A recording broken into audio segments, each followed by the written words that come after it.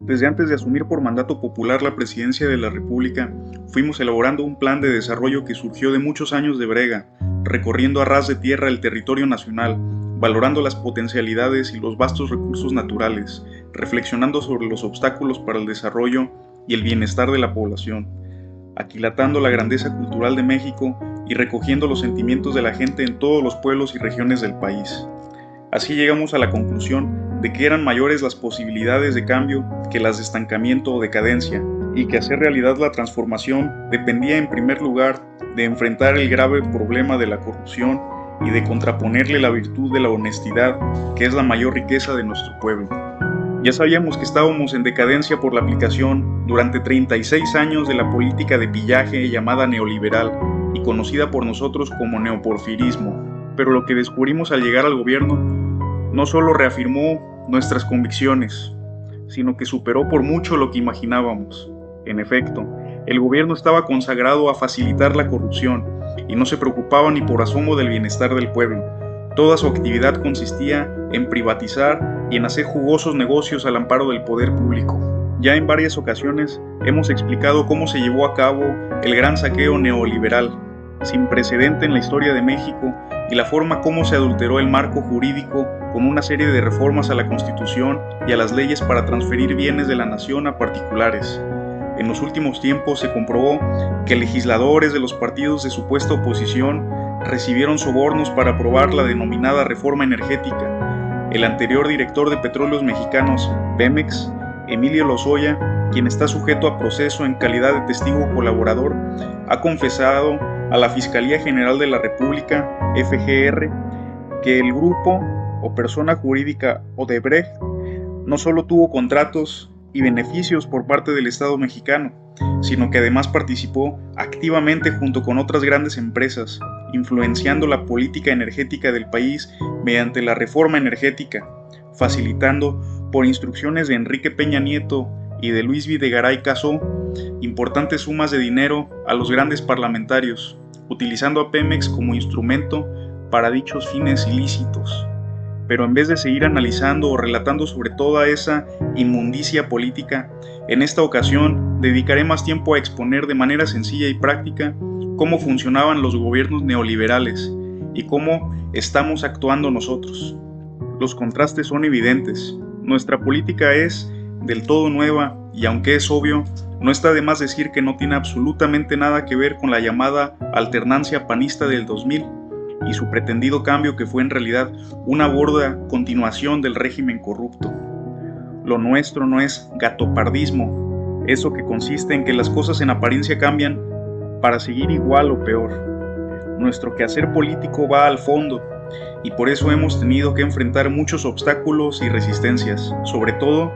las relacionadas con la forma de pensar, pues durante un largo periodo, con el apoyo de una educación mercantilista y doctrinaria, y con la manipulación de casi la totalidad de los medios de información, se introdujo en la mente de muchos la creencia en las supuestas bondades del modelo neoliberal.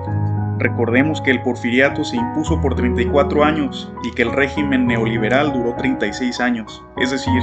la influencia de la propaganda individualista, egoísta, utilitarista y pragmática afectó a más de una generación. Si el país no sucumbió por completo y logró subsistir, fue por la innata y excepcional inteligencia del pueblo mexicano, pero aún así, ha costado mucho trabajo persuadir y convencer a quienes fueron formados en la escuela del afán de lucro y del aspiracionismo, y no con las enseñanzas del amor al prójimo y del rechazo a triunfar a toda costa y sin escrúpulos morales de ningún índole. A pesar de todo, la transformación está en marcha, y aunque la apuesta es a seguir poniendo al descubierto la gran farsa neoliberal y auspiciando el cambio de mentalidad del pueblo, porque eso es lo más cercano a lo esencial y a lo irreversible, también estamos desterrando vicios y prácticas deshonestas en el manejo del gobierno. Tengamos presente que, durante el periodo neoliberal, el propósito central de la administración pública era facilitar la entrega de bienes nacionales a particulares, y para eso se fue creando una estructura administrativa acorde a la política del pillaje, a la tranza y al influyentismo, con la excusa de evitar el monopolio del Estado y garantizar la libertad empresarial. Por ejemplo, se decidió que el trato a Pemex y a la CFE debería ser igual que el otorgado a Shell o a Iberdrola, y se creó la Comisión Federal de Competencia Económica, COFECE, un organismo autónomo manejado por tecnócratas al servicio de las grandes corporaciones privadas. En pocas palabras, se buscó desaparecer el espíritu y la letra de los artículos de la Constitución que desde la Revolución Mexicana colocaban el interés público por encima del particular. Obviamente, el Poder Judicial también estaba alineado al propósito privatizador. Baste decir que apenas llevaba unas horas de aprobada la nueva ley eléctrica que promovimos cuando los jueces empezaron a otorgar amparos a grandes empresas y corporaciones beneficiarias de la llamada reforma energética, las cuales pagan una tarifa eléctrica menor que el hogar de una familia de nivel popular o de clase media. Por esta razón, llevamos a cabo una reforma administrativa que elimine todo este andamiaje dedicado a proteger negocios privados en detrimento de los negocios públicos. Un ejemplo claro fue la eliminación de 187 fideicomisos, instrumentos que se fueron constituyendo para otorgar concesiones a grupos de interés creados, tanto empresariales como académicos, y del ámbito de los intelectuales defensores del régimen de corrupción y privilegios. Es un hecho demostrable que con becas, financiamiento para estudios y otros mecanismos se cooptaba a quienes defendían el pensamiento oficial. El Consejo Nacional de Ciencia y Tecnología, CONACYT, por ejemplo, entregaba dinero a investigadores deshonestos, a empresas que en el sexenio anterior recibieron casi 30 millones de pesos y a organizaciones de la llamada sociedad civil que nunca ha creado algo en beneficio del interés general. Una buena cantidad de los recursos públicos manejados por CONACYT durante el neoliberalismo,